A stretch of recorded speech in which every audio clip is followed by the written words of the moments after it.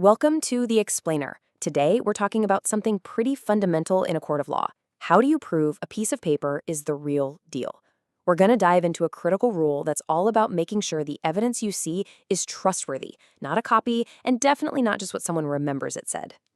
So picture this. You're in a courtroom, and the entire case, everything, hinges on the exact wording of a contract or a will, maybe even just an email. How do you prove, without a shadow of a doubt, what that document really said? Right, because without a solid rule, things would get messy fast. It would just turn into a he said, she said nightmare. And that's exactly why the concept of the original document is so powerful. It's seen as the ultimate, most reliable form of proof. Okay, so to really get our heads around this, here's how we're going to break it down. We'll start with the rule itself, then get into what lawyers call primary and secondary evidence. After that, we'll look at some really important exceptions, and finally, we'll get to why this whole thing matters so much. All right, first up, the original document rule. You might also hear it called the best evidence rule. And believe me, this idea has been a cornerstone of the legal system for centuries, long before anyone had even dreamed of a photocopier or a scanner. So here's the absolute heart of it. If the specific words in a document are crucial to your legal argument, you can't just stand up and talk about them. The rule says you generally have to produce the actual original document for the court to inspect itself.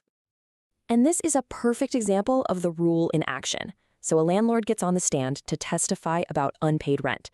But then he makes a mistake. He admits that all the details about the rent are spelled out in a written lease, a lease he didn't bring to court.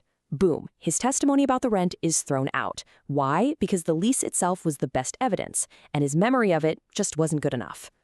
Okay, so the court wants the original. But what is an original, really?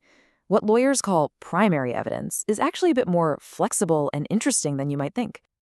This is the million-dollar question, isn't it? Especially today. Is a printout the original? Is it the files saved on your hard drive? The law actually has some pretty fascinating answers depending on the situation. You know, what's so wild is how the definition of original can change. For something old school like a telegram, the original is the actual form the sender filled out. But for a letter you type today, the original is the digital data itself. And check this out, in certain cases, like deeds where everyone signs multiple copies, each one of those copies is considered an original. It all depends on the context. But let's be realistic. You can't always get your hands on the original. What if it was lost in a fire or destroyed? Or what if the other side has it and refuses to hand it over? Well, that's exactly when the courts allow for something called secondary evidence. The distinction is pretty straightforward. Primary evidence is the source, the real deal. Secondary evidence is basically everything else. It could be a photocopy, a certified copy from a government office, or even just someone getting on the stand and testifying about what they remember the document said. It's either a reproduction or a recollection. You know, courts are pretty reasonable about this. They have clear exceptions for when a copy is perfectly fine.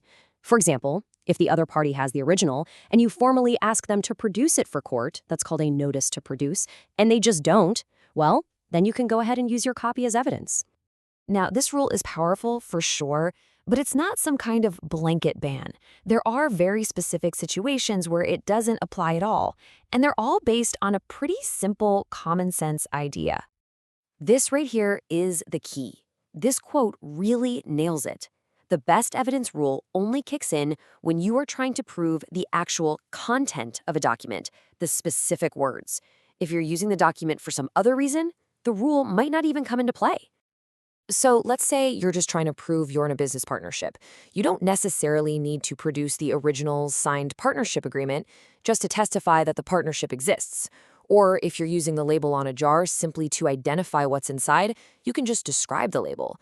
The focus isn't on the precise wording, it's on something else, like identification or the existence of a relationship. Okay, so let's pull back and look at the big picture here. Why, after hundreds of years, is this rule still so incredibly important for our legal system?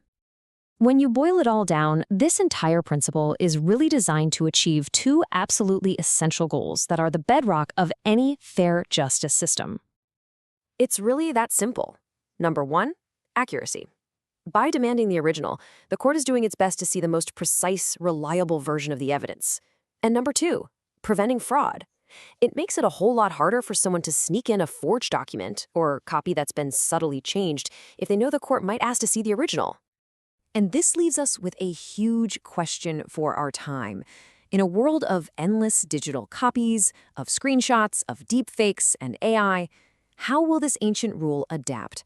How will our courts continue to figure out what's truly original to make sure justice is both fair and accurate?